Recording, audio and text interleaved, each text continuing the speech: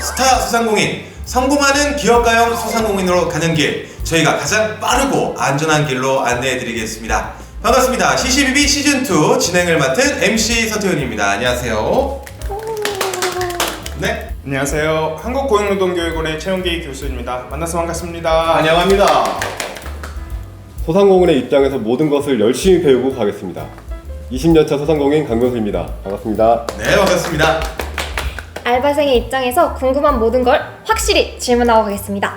안녕하십니까. 자칭 알바의 달인 김지연입니다. 반갑습니다. 예, 세 분 오늘도 또 함께 해주시네요. 오늘도 잘 부탁드리겠습니다. 한국고용노동교육원과 함께하는 소상공인이 알아야 할 세상의 모든 정보와 지식. 오늘은 정말 중요한 얘기입니다. 예, 사실 제가 봤을 때는 이것만큼 중요한 게 없을 것 같아요. 열심히 일하는 이유가 정말 솔직하게 뭡니까? 돈을 벌어야 하니까 열심히 일을 하고 있습니다. 그렇죠. 뭐 사장님께서도 뭐 솔직히 일하시는 이유가 있다면은 저도 여러 가지 이유가 있겠지만 일단 열심히 일해서 벌어야죠. 그렇죠. 모두가 똑같은 얘기를 하고 있네요. 저도 앵무새 같겠지만, 예, 저도 돈 때문인데. 사실 교수님 이게 뭐 나쁜 거는 아니잖아요. 네, 그렇습니다.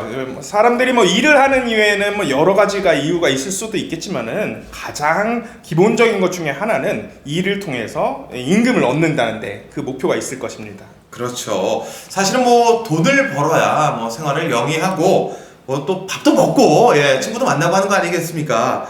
지윤 씨 같은 경우는 혹시 본인이 받는 임금이 어떤 내용으로 구성이 되어 있는지 뭐 좀 자세하게 알고 계실까요? 시급이랑 이런 건 아는데 구성 그런 내용까지는 잘 모르는 것 같아요. 뭐 교수님께서는 저는 뭐 잘 확인하고 있습니다. 예, 잘 확인하고 계시고, 자, 우리 사장님께서는 뭐 좀 잘 알고 계실지. 이게 오늘 주제인가요? 임금 명세서 맞죠? 임금 명세서 딩동댕.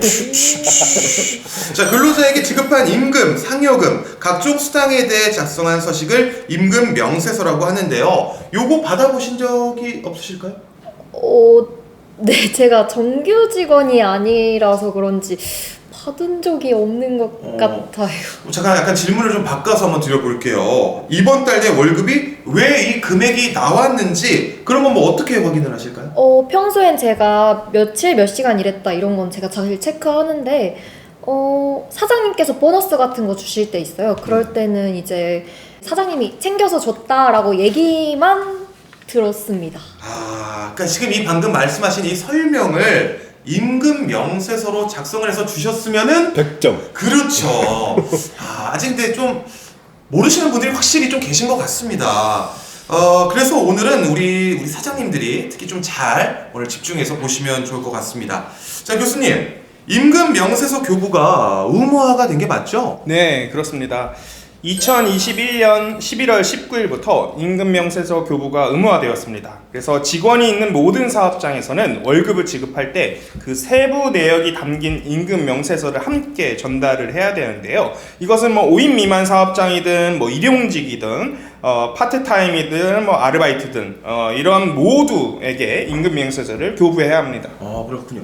우리 강 사장님께서는 지금 뭐 임금명세서 교부 당연히 잘하고 계시겠죠? 솔직히 되게 복잡해요. 뭐 주변에 있는 분들 거 이제 받아서 쓰고는 있는데 이게 하면서도 맞는 건지 어떤 건지 잘 몰라서 좀 헷갈리더라고요. 그렇습니다. 그래서 오늘 굉장히 중요한 시간이라고 다시 한번 말씀드리고 싶네요. 자, 오늘 여러분들 정말 잘 오셨습니다.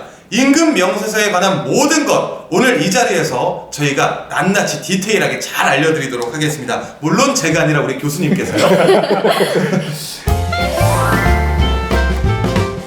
근로기준법 제48조 제2항 2021년 11월 19일부터 사용자는 임금을 지급하는 때에 근로자에게 임금 명세서를 교부하여야 함. 이렇게 법으로 규정되어 있고요. 세 가지 주요 내용을 좀 살펴보겠습니다. 사용자는 근로자에게 임금을 지급하는 때에 임금 명세서를 주어야 하고, 임금 명세서에는 임금의 구성 항목, 계산 방법, 공제 내역 등 대통령령으로 정하는 사항을 기재해야 하며, 임금 명세서는 서면 또는 전자문서법에 따른 전자문서로 교부하여야 함이라고 이렇게 정리가 되어 있습니다. 교수님, 이게 왜 의무화가 된 걸까요? 자, 여러분들도 아시다시피 임금이라고 하는 것은 우리 근로계약 관계에 있어서 가장 중요한 조건이라고 말씀을 드릴 수가 있겠는데요. 사실 예전부터 임금을 지급할 때 보통 임금 명세서가 함께 좀 교부되어 왔던 측면도 있었습니다. 왜냐하면 임금 명세서를 주지 않거나 임금 총액만 이렇게 알려준다라고 하면은 근로자가 임금과 관련된 정보를 제대로 좀 이해하기 어려운 부분도 있고, 이로 인해서 노사 당사자 간에 불필요한 좀 갈등이나 분쟁이 발생하는 부분도 있었던 것 같습니다. 그렇기 때문에 이러한 사항들을 좀 사전에 방지하고 근로자의 기본적인 권리를 지키기 위해서 사용자가 임금을 지급할 때에는 임금 명세서를 함께 교부하도록 법이 개정됐다라고 말씀드릴 수가 있겠습니다. 그렇다면 임금 명세서에 꼭 들어가야 하는 내용이 있을 것 같아요. 거기에 대해서도 좀 설명을 부탁드리겠습니다. 네네. 그래서 임금 명세서에 들어갈 필수 기재사항 6가지를 좀 소개해 드리도록 하겠습니다. 자, 첫 번째는 근로자를 특정할 수 있는 정보가 들어가야 되는데요. 임금을 받는 사람이 누구인지 확인할 수 있는 정보죠. 그래서 이제 성명, 생년월일, 사원번호 이런 것들이 있겠습니다. 저희는 사원번호 이렇게까지는 없는데 그럼 어떻게 해야 돼요? 사원번호 이런 게 이제 필수적으로 꼭 들어가야 된다는 의미는 아니고요. 그냥 성명 이름만 적어서 누구인지 특정할 수만 있으면 성명만 적어도 무방합니다. 근데 다만 이제 우리나라에서는 동명이인도 굉장히 많고, 그렇죠. 예, 그렇다 보니까 생년월일이라든지 사원번호 이런 것들을 함께 좀 기재해서 누구인지를 잘 구분할 수 있도록 하는 것이라고 보시면 될 것 같고요. 그렇기 때문에 사업장 단위에서 이러한 사항들을 사업장 상황에 맞춰서 자율적으로 기재를 하시면 된다라고 말씀드릴 수가 있겠습니다. 오늘은 정말 궁금한 거 있으시면은 언제든지 그냥 주저 말고 바로 질문을 저 말고 저 교수님한테 해주시면 될 것 같습니다. 자, 교수님 두 번째 필수 기재사항 어떤 것이 있을까요? 네, 두 번째로는 임금 지급일입니다. 자, 여러분 아시다시피 근로기준법에 따르면요, 매월 1회 이상 일정한 날짜를 정해서 임금을 지급하도록 하고 있는데요. 사실 임금 지급일은 법에서 특별히 정한 바는 없습니다. 그래서 여러분들이 실무적으로는 10일에 받는 경우도 있을 거고 20일 또는 25일 이렇게 받는 경우가 있을 것인데, 그것을 정해서 정기적으로 지급하라는 것입니다. 돈이 너무 없어서 월급 날짜를 몇 주 미룬다거나 이러기도 했을 때, 근데 이런 경우가 생기면 임금 명세서를 미뤄진 입금 날짜로 맞춰서 주면 되나요? 네, 말씀 주신 것처럼 이제 정기 지급일에 임금을 좀 지급하지 못했다고 하더라도 가급적 임금 명세서는 정기 지급일에 좀 교부를 하는 것이 좋습니다. 그래야지 근로자가 임금 총액이라든지 임금의 구성 항목 이런 것들을 알 수 있기 때문에 다툼이 발생할 소지가 적어지거든요. 그렇네요. 굉장히 중요합니다. 자, 계속해서 이어가 주시죠. 네. 그다음에 세 번째로는 임금 총액이 좀 들어가 있어야 됩니다. 자, 그래서 기본적으로는 2가지 다 들어가는 게 좋아요. 임금에서는 근로소득세라든지 사회보험료라든지 기타 이렇게 공제하는 항목들이 있잖아요. 그래서 공제 이전의 임금 총액하고 공제 이후의 실지급액을 2가지를 다 한꺼번에 기재를 해주시는 것이 좋습니다. 그 다음에 네 번째로는 임금의 구성 항목별 금액입니다. 그래서 여러분 임금 명세서 이제 보시면 아시겠지만 기본급이 있고 각종 수당, 그리고 각종 수당에는 연장 근로수당, 야간 근로수당, 휴일 근로수당, 가족 수당, 식대, 직책 수당 이런 것들이 이제 다양하게 있는데요. 자, 그리고 우리가 실무적으로는 상여금이나 성과급 등 이런 것들 아무튼 임금을 구성하는 모든 항목들을 포함하고 그 금액들을 정확하게 기재하는 것이 필요합니다. 근데 이 근로자별로 지급되는 임금 항목이 다 똑같지는 않을 것 같거든요. 이럴 때는 해당 근로자의 임금 명세서에만 기재를 해주면 됩니다. 근데 제가 직원들 월급 드릴 때 가끔 식사권이라든가 선물 교환권 아니면 현물로 명절 때 이럴 때 이런 거 줄 때가 있는데 그럼 이런 것도 다 기재를 해야 되나요? 통화 이외에 이렇게 지급되는 임금이 있을 경우에는 그 품명이나 수량, 평가 총액을 기재하는 것이 맞습니다. 하지만 그걸 돈으로 좀 평가하기가 어렵다 이러면은 평가 총액 같은 거는 기재하지 않아도 무방합니다. 자, 그렇다면 계속해서 또 이야기 나눠볼까요? 네, 5번째로는 임금의 구성 항목별 계산 방법입니다. 계산. 이제부터 어려워지나요? 전 잠깐 나갔다 오겠습니다. 임금의 구성 항목별 그 금액이 어떻게 산출되었는지 산출식 또는 산출 방법을 작성하라는 의미입니다. 쉽게 말해서 이 금액이 도대체 어떻게 나온 건지를 적으라는 것인데요. 임금 명세서 란에 별도의 하단에 뭐 란을 만들어서 작성할 수도 있고요. 개개의 임금 항목별로 그 옆에다 적어도 무방합니다. 그래서 예를 들어서 연장 근로수당이 뭐 28만 8천 원 이 정도 나왔다고 생각을 했을 때, 이분 만약에 예를 들어서 근로자가 시급이 뭐 12,000원 정도다라고 했을 때는 이번 달에 16시간 연장 근무를 한 것으로 보이는데요. 이럴 때 어떻게 적어야 되는지를 한번 살펴보면, 연장 근로 28만 8천 원은 16시간 16 곱하기 12,000, 그리고 여기에 연장 근로 수당은 여러분 아시다시피 50%가 더 가산이 되죠. 그래서 1.5배를 더 지급하면 곱하기 1.5 이렇게 적어주시면 됩니다. 교수님, 방금 말씀하신 그 항목에 대해서 이걸 다 기재를 해야 되나요? 이 양이 너무 많은데. 아닙니다. 뭐 출근 일수나 시간 등에 따라서 금액이 달라진다면 그 계산 방법을 적어주면 되는 것이고요. 네, 중요한 거는 수당 이렇게만 기재하시지 말라는 거예요. 내가 딱 이 정도 받는 게 납득이 간다. 이걸 좀 투명하게 알 수만 있게 기재를 해주면 된다라는 말씀이신 거죠? 네, 정확합니다. 그리고 마지막으로 기재하실 건 공제 항목별 금액과 총액 등 공제 내역인데요.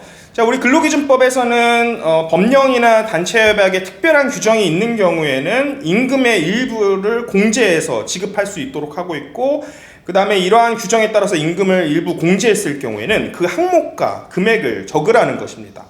자, 여러분들도 아시다시피 우리가 임금 받을 때 차감하는 근로소득세라든지, 그 다음에 사회보험료에서 근로자가 부담하는 보험료 부분, 그 다음에 우리가 노동조합에 가입을 했다면 노동조합 조합비 이런 항목들을 정확히 보여주라는 것입니다.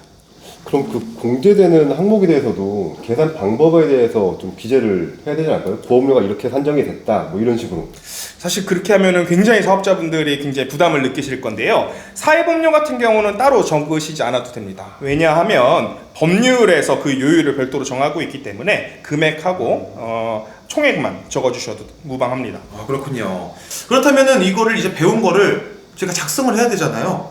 뭐 어떻게 작성을 해야 되는, 저희가 컴퓨터로 해야 되는지 벽화로 남겨야 되는지 어떻게 해야 되나요? 네, 일단은 작성 방식에 대해서는 크게 제한이 없기 때문에 손으로 수기로 작성하셔도 되고요. 그 다음에 컴퓨터나 우리 스마트폰에서 많이 쓰고 있는 한글이나 워드 이런 프로그램을 활용을 해서 작성하셔도 무방합니다. 그래서 즉 임금 명세서는 앞서 말씀 주신 바와 같이 서면이나 전자문서로만 작성이 되면 됩니다.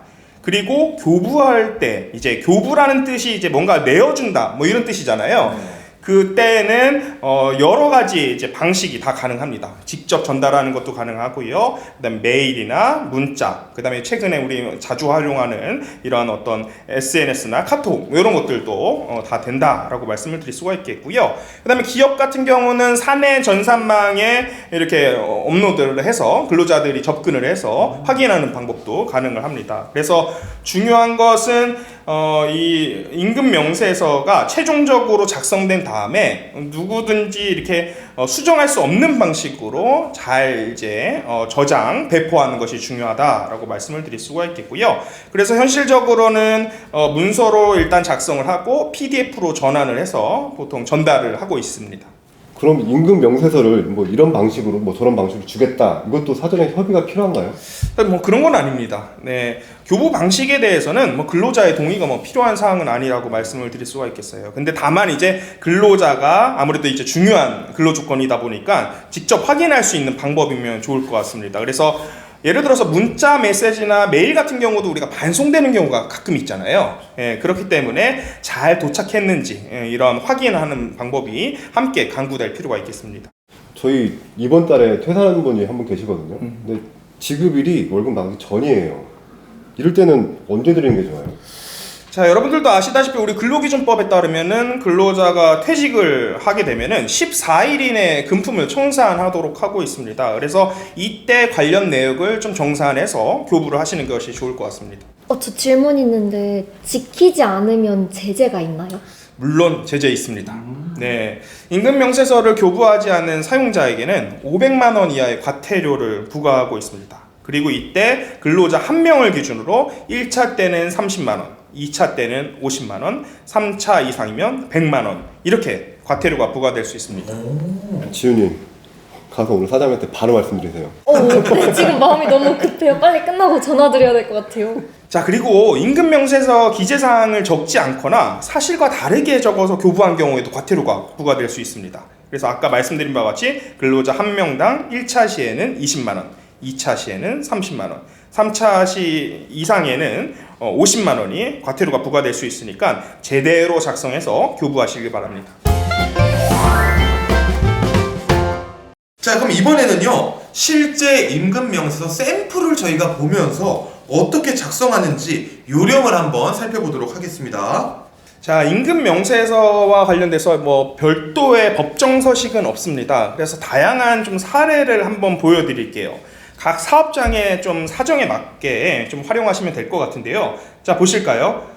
자, 먼저 문자나 카톡으로 발송하는 경우에 이런 타입으로 임금 명세서를 작성하실 수 있어요. 먼저 초단시간 근로자이면서 수당이나 공제 내역이 없는 시급제의 경우입니다. 자, wait a minute. 초단시간 근로자가 무슨 의미일까요? 일주일 동안의 소정 근로 시간이 15시간 미만인 근로자를 말합니다. 자, 보시면 이름, 임금 지급일, 임금 총액, 그리고 여기에 대한 계산 방법이 들어가 있죠. 수식으로 작성하든 말로 풀어서 작성하든 이건 정해진 규칙 없이 자유롭습니다. 편한 방법을 택해 주시면 되겠습니다. 근로 타입에 따라 이런 식으로도 가능하네요. 네네. 이번에는 일용 근로자의 경우입니다. 이 근로자 같은 경우는 공제 내역이 없는 것 같아요. 이름, 지급일, 지급 총액 기본적으로 들어가 있고요. 건설 현장인가 봐요. 공수가 기재되어 있네요. 그리고 연장 근로에 대한 항목도 보이죠? 다음은 시급제이면서 수당이나 공제 내역이 있는 경우입니다. 자, 보시면 이름, 지급일, 지급 총액, 그리고 지급액 내역과 계산 방법, 공제하는 항목과 그 금액, 최종 실 지급액 이렇게 들어가 있죠. 필요한 항목이 기재되어 있는 좋은 사례라고 보여집니다. 제가 쓰는 형태는 문서거든요. 그럼 그런 문서 타입도 좀 보고 싶어요. 이거는 이제 시급제나 1급제의 경우입니다. 별도 수당이나 공제 내역이 없는 경우이고요. 비교해서 보시면 초단시간 근로자의 경우에는 계산 방법이 일한 시간 곱하기 시급 이렇게 되어 있고, 초단시간 근로자가 아닌 경우에는 계산 방법이 주휴를 포함한 일한 시간 곱하기 이렇게 기재되어 있죠. 수당이나 공제 내역이 없으면은 작성 방법은 간단하네요. 그래도 이렇게 주유 같은 거 다 들어있으니까 진짜 확인하기 편리할 것 같아요. 자, 그리고 이번에는 같은 시급이나 1급인데 수당이나 공제가 있는 경우입니다. 자, 보세요. 기본급과 식대, 아래 보면은 지급의 개가 적혀 있고 오른쪽이 공제 항목이네요. 근로소득세부터 쭉 보이고 최종 실지급액이 기재되어 있죠. 맨 아래 계산 방법을 따로 빼서 소개하는 타입입니다.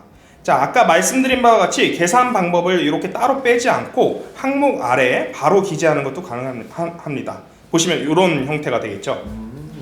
와, 진짜 이렇게 배울수록 느껴지는 게 처음에는 딱 듣고 되게 어려운 줄 알았거든요. 이게 뭐 문서도 법적으로 막 정해지니까 이거 해야 될 것 같고, 진짜 이 소상공인 분들이 이 콘텐츠 다 보셨으면 좋겠어요. 이거 한 편이면 임금 명세서는 문제 없을 것 같아요. 뭐라고요? 문제 없습니다. 자, 계속해서 말씀해 주시죠. 자, 우리 사장님이 작성하는 타입이 아마 이걸 거예요. 각종 수당과 공제가 있는 월급제의 경우 보세요.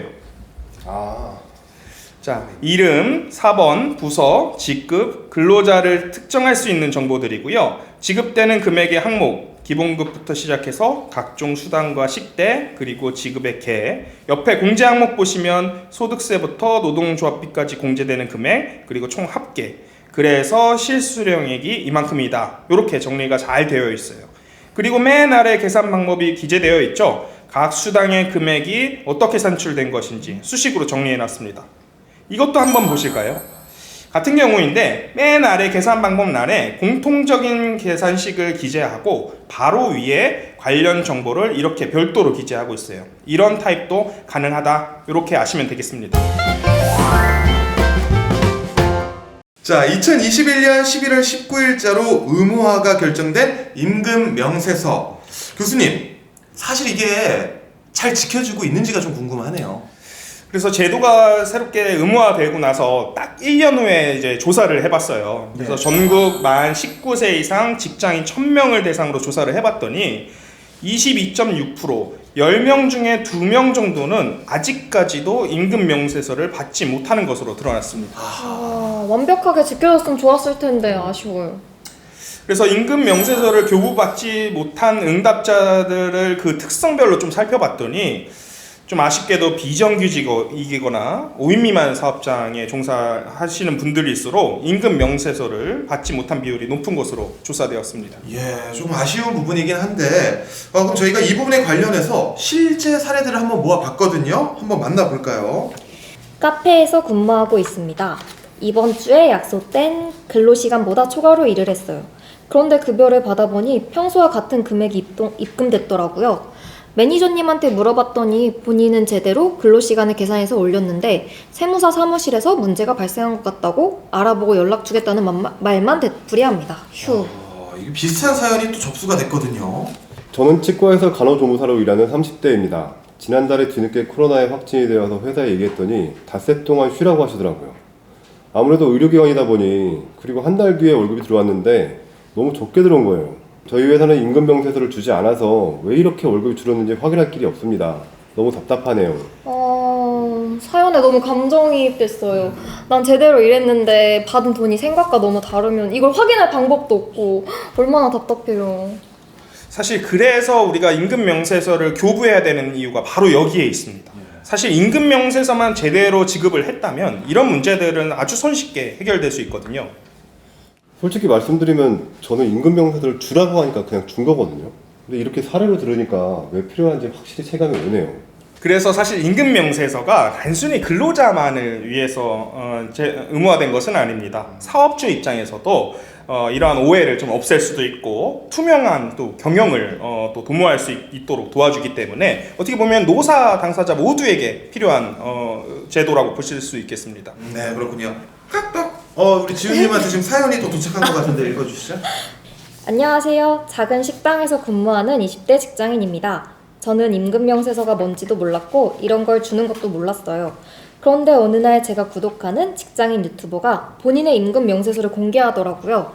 저는 그 유튜버가 좋은 회사에 다녀서 그런 걸 받는 줄 알았어요. 그래서 알아봤더니 2021년부터 월급날마다 임금 명세서를 줘야 하는 법이 있더라고요. 이거 사장님께 요청드려도 신뢰가 되지 않을까요? 아니죠. 신뢰라뇨. 이게 무슨 소리야. 당연한 걸 얘기하면서 이런 고민을 한다는 것 자체가 이건 문제 있어요. 뭔가 크게 잘못된 거 아니에요? 당연히 신뢰가 되지 않죠. 오히려 사장님께 말씀을 드려야 합니다. 사장님이 진짜 몰라서 안 주시는 걸 수도 있으니까 빨리 말씀드려서 받으시면 좋을 것 같아요. 그럼요. 뭐 또 오해가 생기면 더 깊어지니까 빨리빨리 해결하시는 게 좋을 것 같습니다. 자, 이번 사연은 제가 한번 직접 소개해드리도록 하겠습니다. 안녕하세요. 저는 작은 의원에서 사무직으로 일합니다. 얼마 전에 근무하는 병원을 옮기게 되었는데요. 지난번에 있던 병원에서는 임금 명세서라는 걸 꼭 주셨거든요. 그런데 지금 병원에서는 임금 명세서를 주지 않으세요. 그래서 아직 제가 받는 월급의 정확한 내용을 모릅니다. 4대 보험을 공제하고 받기로 했는데 어떤 항목에서 얼마만큼 공제됐는지, 추가 수당은 얼마인지 이런 것들을 확인할 수가 없어요. 원장님께 임금 명세서를 달라고 여러 차례 얘기했지만 계속 묵묵부답이고 임금 명세서도 주지 않으시네요. 어쩌죠? 와, 이건 이거 알면서도 안 주시는 것 같아요. 나쁘다 이거 진짜.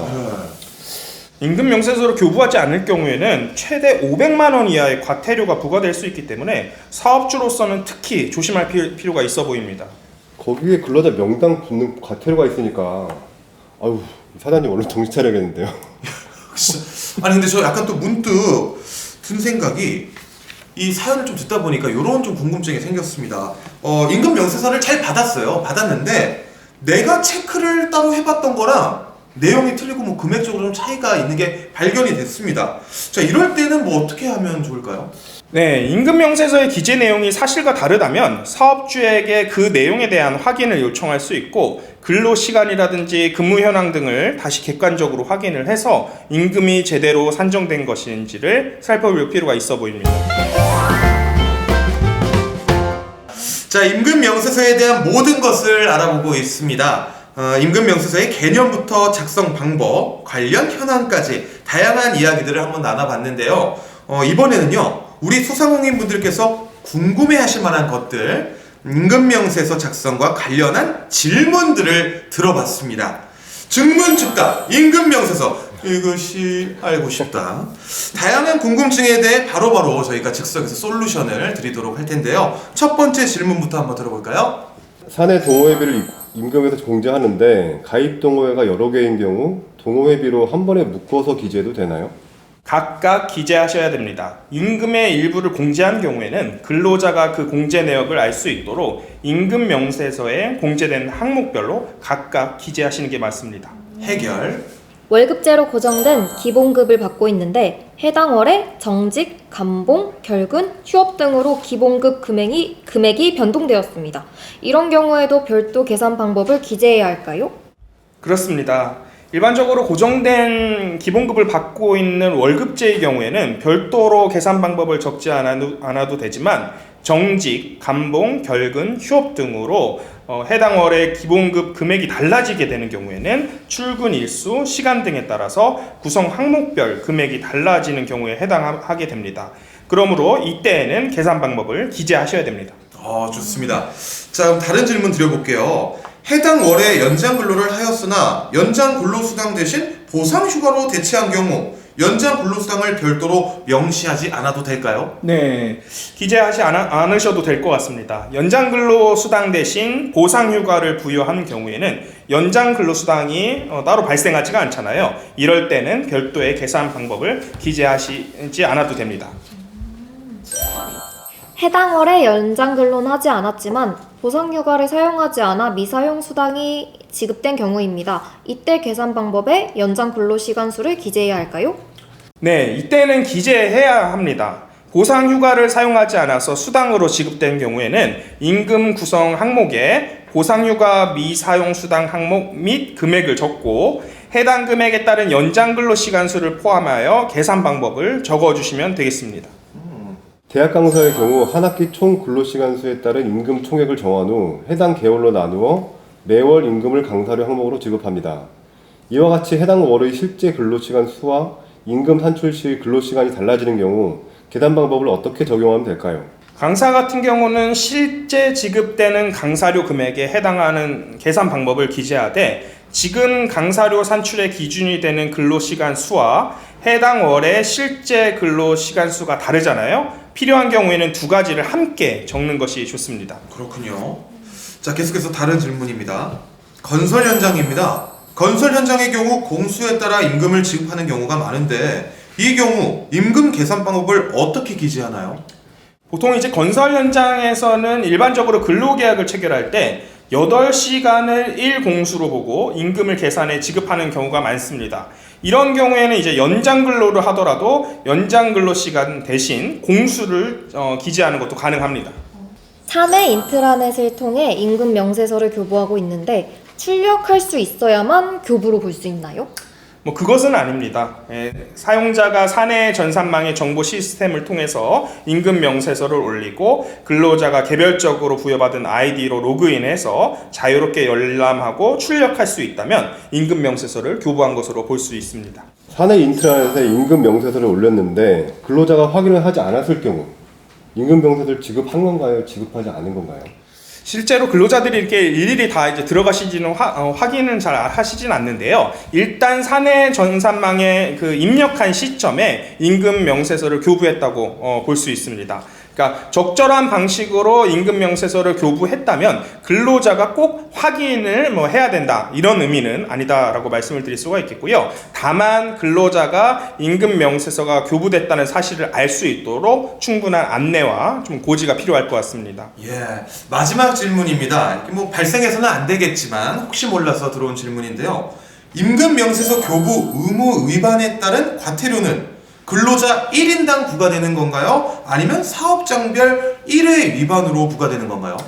자, 사용자는 일단은 개별 근로자에게 임금 명세서를 지급할 의무가 있다고 근로기준법에 명시하고 있는데요. 따라서 근로자 1인을 기준으로 과태료가 부과될 수 있습니다. 예, 박수 한번 나가겠습니다. 예, 저희가 정말 빠르게 질문을 했는데 굉장히 되게 빠르게 또 답을 시원하게 해주셨어요. 진짜 막힘이 없으시네요. 자, 2021년 11월 19일부터 의무화된 임금명세서 교부. 어느 사업장에서나 반드시 지켜야 하는 법적 책임입니다.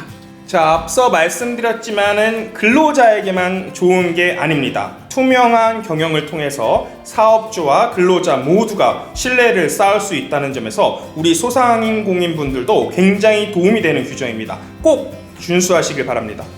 저도 바로 가서 저만의 임금 명세서를 작성해봐야겠어요. 주변의 형님들한테도 이거 다 알려줄 수 있을 것 같아요. 강한 소상공인, 스타 소상공인, 세상의 모든 소상공인을 응원합니다. 소상공인 여러분들 힘내세요.